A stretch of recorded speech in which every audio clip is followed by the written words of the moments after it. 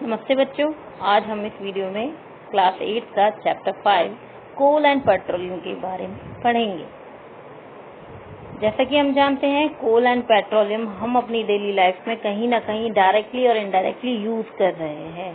कई बार तो हमें ये भी नहीं पता होता है कि जो इलेक्ट्रिसिटी हम यूज कर रहे हैं और जो कि थर्मल पावर प्लांट में बनती है और थर्मल पावर प्लांट में जो हीट प्रोवाइड करता है वो क्या होता है, कोल। ठीक है, तो कोल एंड पेट्रोलियम हम अपनी डेली लाइफ में कई तरीके से डायरेक्टली और इनडायरेक्टली यूज करते हैं और ये क्या है, हमारे लिए एक रिसोर्स का काम करते हैं। और केवल कोल एंड पेट्रोलियम ही हमारे लिए रिसोर्स का काम नहीं करते। रिसोर्स क्या होता है? Resource is anything that is useful to us. कोई भी चीज जो हमारे लिए यूजफुल है, हमें फायदा पहुंचा रही है, वो हमारे लिए रिसोर्स है। और जनरली ये रिसोर्सेज दो तरीके के होते हैं, नेचुरल एंड मैन मेड।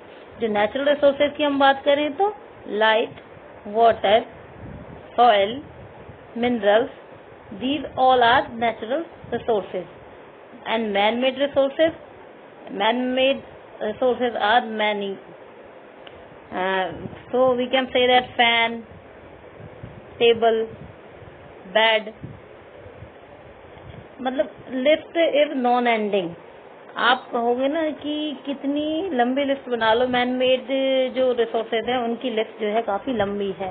ठीक है, तो आपके दिमाग में कुछ भी ऐसी चीज हो जो मैन मेड है और हमें फायदा पहुंचा रही है तो वो मैन मेड रिसोर्सेज में आती है।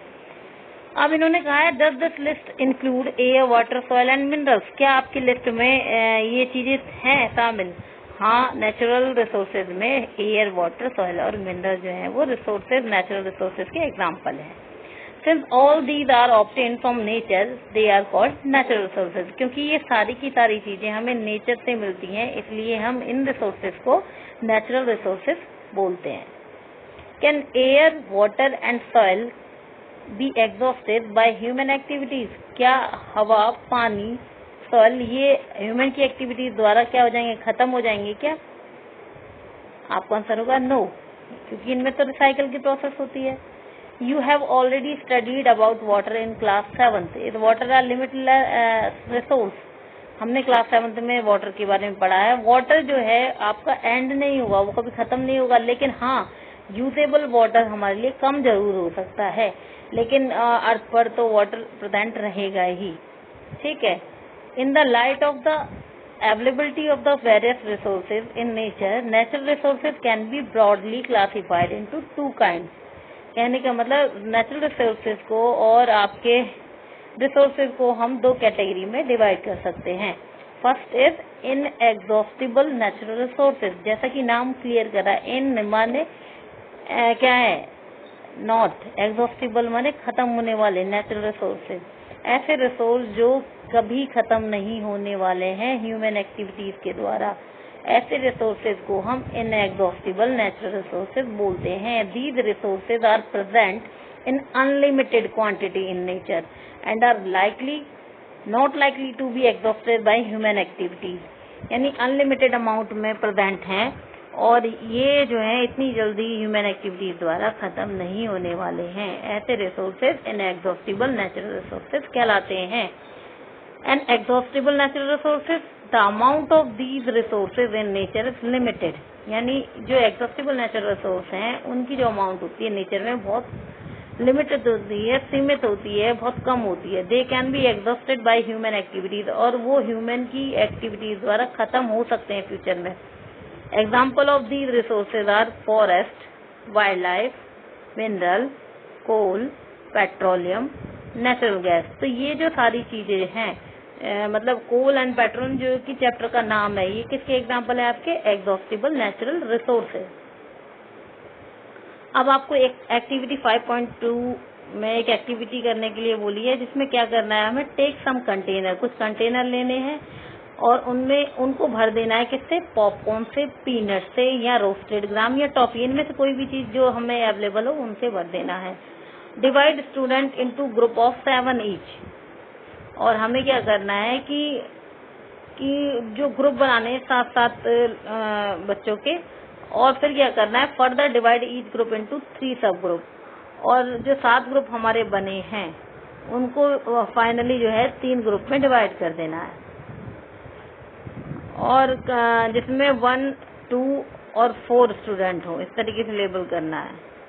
ठीक है, first, second and third generation respectively, और हमें उन्हें फर्स्ट, सेकंड और थर्ड जनरेशन का नाम देना है। These sub group represent the consumer. अब ये जो आपको ग्रुप दिखाई दे रहे हैं, सब ग्रुप दिखाई दे रहे हैं, वो लोग हैं जो इस चीज को यूज कर रहे हैं। हम मानेंगे कि ये टॉफी या जो भी हमने लिया है ये क्या है, कोयला है या पेट्रोलियम है। ठीक है, तो अब फर्स्ट जनरेशन के पास ये हमें, आपने एक बाउल लिया, ठीक है, आपने एक बाउल लिया, मतलब जो फर्स्ट जनरेशन है उसने उसके पास कितना था, एक बाउल भर के था। ठीक है, कोल या टॉफी जो भी थी। फिर आपने क्या करा, 7 जनों को दिया। जो फर्स्ट जनरेशन का व्यक्ति था उसने 7 जनों को वो दिया, और 7 जनों ने क्या करा, उनको फर्दर 3-3 बच्चों को, हर एक बच्चे ने 7 में से मतलब फर्दर डिवाइड किया, तो 3-3 बच्चों को और दिया। तो आपको ये एक्टिविटीज करने के बाद ये रियलाइज होगा कि जो थर्ड जनरेशन है उसके पास जितनी नंबर ऑफ टॉफीज हैं वो फर्स्ट जनरेशन से काफी ज्यादा कम हो गई हैं। सेम इसी तरीके से यदि हम देखें तो क्या होता है कि जो कोल एंड पेट्रोलियम जो कि एग्जॉस्टिबल नेचुरल रिसोर्सेज हैं, हर एक पहली जनरेशन के बाद उससे आने वाली जनरेशन से बहुत ज्यादा अमाउंट में होगी, लेकिन लगातार उसका यूज करते करते क्या होगा कि ये जो हमारे कोल एंड पेट्रोलियम है उसकी अमाउंट बहुत कम रह जाएगी, और एक ऐसा टाइम आएगा कि जब ये कोल एंड पेट्रोलियम अर्थ से जो है वो खत्म हो जाएंगे। ठीक है, तो इस चैप्टर में आपको यही बताया गया है कि हमें किस तरीके से कोल एंड पेट्रोलियम का इस तरीके से यूज करना है कि हम ज्यादा से ज्यादा लंबे समय तक उसको खत्म होने से बचा सके, हम भी यूज कर सके और हमारे आने वाली जनरेशन भी उसको अच्छे से यूज कर सके। Assume that the eatable in the container represent the total availability of the exhaustible natural resources like coal, petroleum or natural gas. Each group may have a different consumption pattern. Are the earlier generation of any group too greedy? It may be that earlier generation in some group were concerned about the coming generation and left something for them. कहने का मतलब ये है कि यदि हम ये activity करके ये ऑब्टेन करते हैं कि हर एक अगली जनरेशन के बाद अपनी पुरानी जनरेशन से कम अवेलेबल होंगे कोल एंड पेट्रोलियम, तो हमारी आने वाली जनरेशन एक बार जरूर ये कहेगी कि जो हमारे पूर्वज थे वो बहुत ज्यादा लालची थे और उन्होंने हमारी परवाह करे बिना जो आपके एग्जॉस्टिबल नेचुरल रिसोर्स हैं उनका जो है अनलिमिटेड यूज किया और हमारे लिए कुछ नहीं छोड़ा। तो हमें क्या करना चाहिए, हमें थोड़ा सा संभाल के इन रिसोर्सेज को यूज करना चाहिए, जिससे कि 2 फायदे होंगे। एक तो हमारी जो नेचर है उसकी क्वालिटी काफी अच्छी हो जाएगी, उसमें जो पॉल्यूशन की वजह से नुकसान हुआ है हमारी अर्थ को वो भी रिकवर हो जाएगा। साथ ही साथ क्या है कि हमारे लिए भी अवेलेबल हो पाएंगे ये रिसोर्सेज और हमारे आने वाली जनरेशन के लिए भी अवेलेबल हो पाएंगे। In this chapter we will learn about some exhaustible natural resources like coal, petroleum and natural gas। और इस चैप्टर में हम कुछ exhaustible natural resources के बारे में पढ़ने जा रहे हैं जो कि है हमारे coal, petroleum और natural gas। These were formed from the dead remains of the living organism। और ये किससे बनते हैं, पुराने समय में जो लिविंग ऑर्गेनिज्म थे उनकी बॉडी के बचे हुए हिस्सों से जो फ्यूल बनते हैं उनको हम क्या बोलते हैं, फॉसिल फ्यूल बोलते हैं। और कोल एंड पेट्रोलियम क्या है, ये भी फॉसिल फ्यूल का ही एग्जाम्पल है। अब सबसे पहले हम बात करते हैं कोल की। तो कोल के बारे में हमने जो है अक्सर कई बच्चों ने तो देखा भी होगा, जो लोग आयरन करते हैं या प्रेस की दुकान जिनकी होती है उन लोगों के पास ये अवेलेबल होता है और मतलब काफी बच्चों ने आपने देख रखा होगा। ठीक है, तो इसकी अपीयरेंस आप बता सकते हो कि it appear as a stone. तो ये देखने में कैसा लगता है, जैसे कि कोई पत्थर है। And is black in colour, और उसका जो कलर होता है वो ब्लैक होता है। Coal is one of the fuel use to cook food. और ये कई लोग इसे खाना बनाने में यूज करते हैं। Earlier it was use in railway engine to produce steam to run the engine.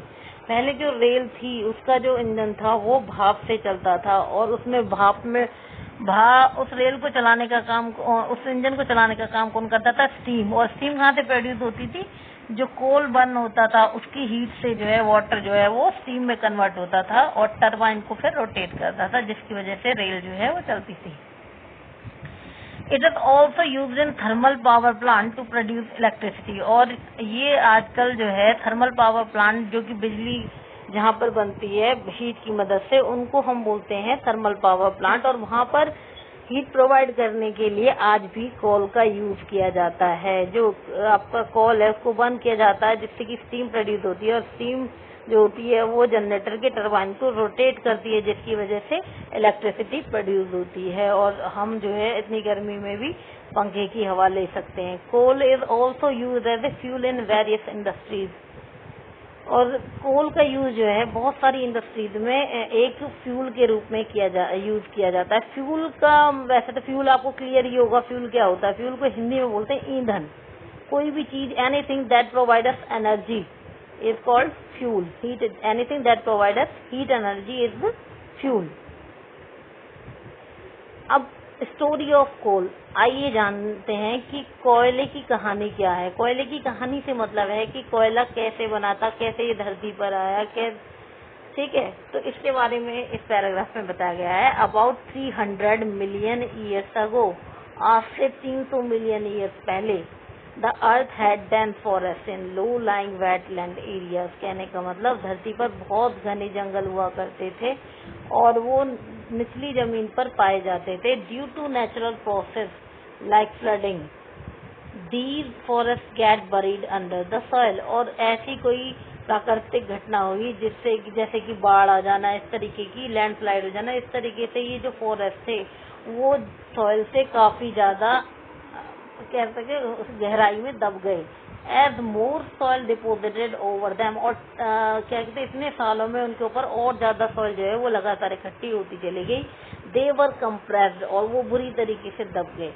The temperature also rose as they sank deeper and deeper, और जैसे जैसे वो धरती में अंदर चल जाते गए तो उनका जो टेम्परेचर था अंदर धरती का वो भी बढ़ता चला गया। और under high pressure and high temperature, और इस हाई प्रेशर और हाई टेम्परेचर की वजह से dead plant got slowly converted to coal, और ये जो मृत पौधे थे वो धीरे धीरे कोयले में कन्वर्ट हो गए।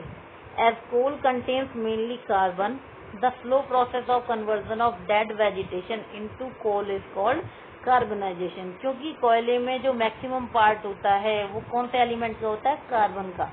इसीलिए जो आपकी जो डेड वेजिटेशन है यानी मरे हुए जो पेड़ हैं उनके कोयले में कन्वर्ट होने की जो प्रोसेस है उसको कार्बनाइजेशन बोलते हैं। Since it was form from the remains of the vegetation, coal is also called fossil fuel. क्योंकि ये जो डेड वेजिटेशन थी उसके बचे हुए पार्ट से बना था कोयला, इसलिए इसको फॉसिल फ्यूल बोला जाता है। आपको नेक्स्ट पेज पे डायग्राम दिखा रखा है कोल माइन का। ये कोल माइन है जहाँ से कोयलों को खुदाई की जाती है, जमीन के अंदर से वो बाहर निकाले जाते हैं। When heated in air, coal burns and produces mainly carbon dioxide। जब कोयले को जलाया जाता है तो क्योंकि ये कम्प्लीटली अधिकतर जो है परसेंटेज इसमें कार्बन की होती है, तो जलने के बाद ये कार्बन डाइऑक्साइड गैस प्रोड्यूस करता है। Coal is processed in industry to get some useful product such as coke, coal, tar and coal gas. जब कोयले की प्रोसेसिंग की जाती है इंडस्ट्री में तो और भी ज्यादा यूजफुल कुछ प्रोडक्ट मिलते हैं जिन्हें हम बोलते हैं Coke, coal tar and coal gas. यानी ये सारे क्या हैं, कोल से मिलने वाले प्रोडक्ट हैं।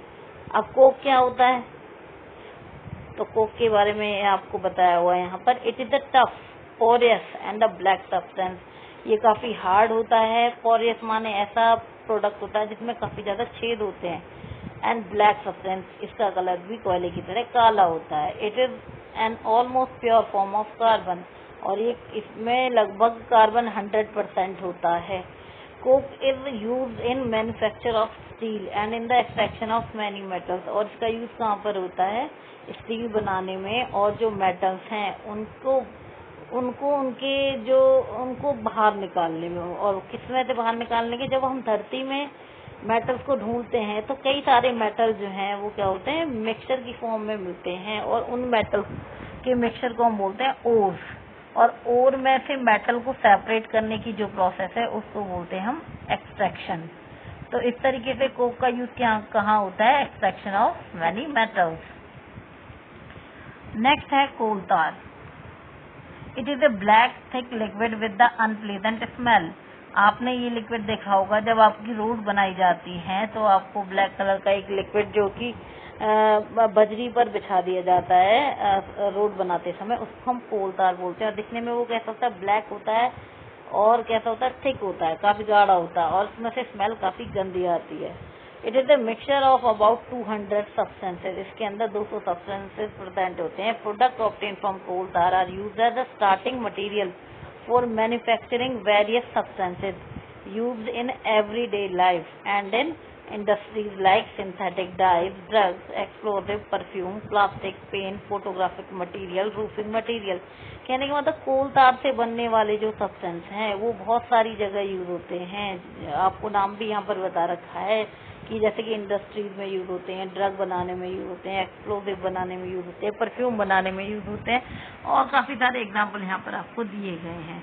Interestingly, naphthalene ball used to repel moths and other insects are also obtained from coal tar। और यहाँ पर आपको बता रखा है कि जो कीड़े भगाने वाली दवाई होती है, जो कपड़ों में कीड़े लग जाते हैं, कपड़ों में छेद कर देते हैं, तो ऐसे कीड़ों को भगाने के लिए जो नेप्थलीन बॉल बनते हैं तो वो भी आपके कोल तार से बनाई जाती हैं। These days bitumen petroleum product is used in the place of coal tar for metalling the road.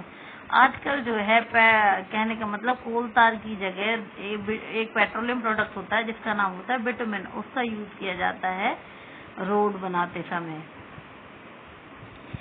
Coal gas की बात करते हैं नेक्स्ट हम। Coal gas is obtained during the processing of coal to get coke. जब हम कोयले को Coke में कन्वर्ट करते हैं तो जो गैस रिलीज होती है उसको हम कोल गैस बोलते हैं। Coal gas was used for streeting lighting for the first time in London in 1810। यानी कोल गैस का सबसे पहले यूज हुआ था लंदन में 1810 में गलियों की लाइट जलाने के लिए।